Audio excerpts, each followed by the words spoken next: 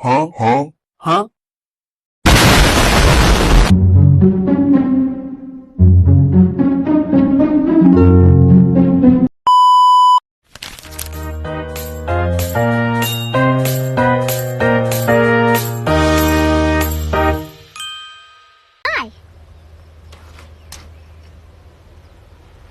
Wait a minute. Who are you? Assalamualaikum warahmatullahi wabarakatuh. Halo, perkenalkan.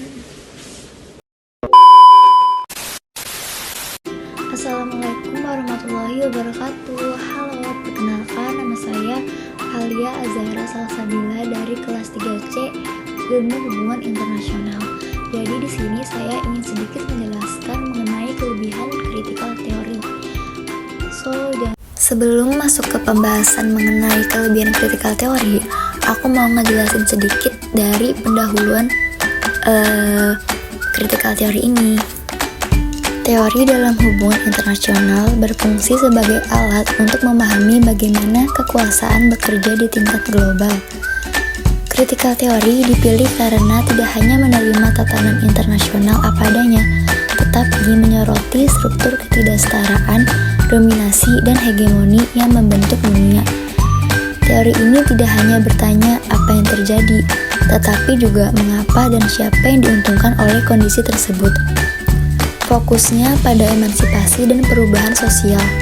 Critical theory menawarkan cara pandang yang lebih reflektif, mendalam, maupun inklusif dibanding teori arus utama, sekaligus memberi pemahaman bahwa sistem internasional dapat ditantang dan diubah menjadi lebih adil. Pendekatan ini begitu relevan bagi saya karena dapat membantu memahami dinamika global secara lebih kritis dan menyeluruh. Selanjutnya, aku mau ngejelasin apa sih kelebihan dari critical theory itu. Critical theory memiliki beberapa kelebihan yang membuatnya berbeda dari teori-teori arus utama dalam hubungan internasional, seperti realisme dan liberalisme. Andrew Linklater menegaskan bahwa kelebihan utama critical theory terletak pada kemampuannya yang tidak hanya menjelaskan dunia apa adanya, tetapi juga mempertanyakan apakah struktur internasional yang ada itu membatasi kebebasan manusia, serta bagaimana struktur tersebut dapat diubah agar lebih adil.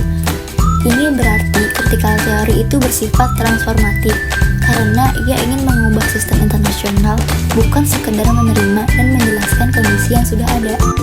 Tidak seperti realisme yang menormalisasi konflik dan memandang tatanan global sebagai sesuatu yang statis.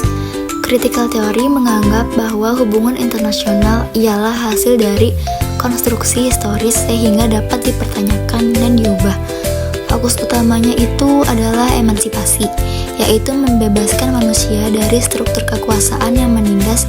Dengan orientasi tersebut, critical theory memberi ruang bagi perubahan normatif menuju tatanan dunia yang lebih inklusif dan tidak hierarkis. Nah, kelebihan lain yang dijelaskan oleh Linklater adalah kemampuannya menyatukan aspek filosofis, empiris, dan praksis politik.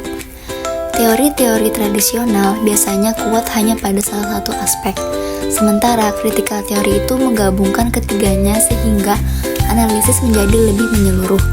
Teori ini juga tidak terjebak pada klaim absolut tentang sifat manusia atau bahkan sifat sistem internasional, tetapi justru mendorong refleksi terus-menerus agar mampu memahami perubahan sosial dan transformasi struktural. Selain itu, menurut Scott Burchill dan Richard Levitas, kelebihan fundamental critical theory juga terletak pada kemampuannya yang membongkar hubungan antara pengetahuan, kekuasaan, maupun kepentingan.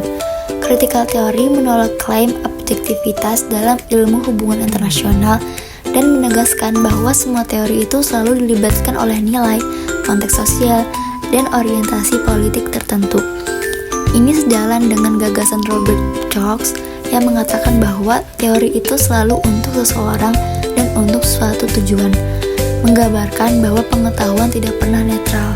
Critical theory juga unggul karena bersifat reflektif, tidak hanya menganalisis struktur politik global, tetapi juga menilai bagaimana teori itu sendiri dibentuk oleh kondisi sosial dan kepentingan tertentu.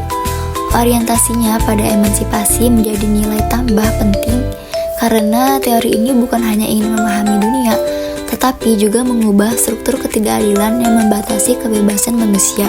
Jadi, secara keseluruhan, kelebihan critical theory terletak pada kemampuannya mengkritik struktur kekuasaan, menyingkap bias pengetahuan, memadukan dimensi normatif dan empiris, serta menawarkan kerangka etis untuk membayangkan tatanan politik global yang lebih demokratis, inklusif, dan bebas dari dominasi.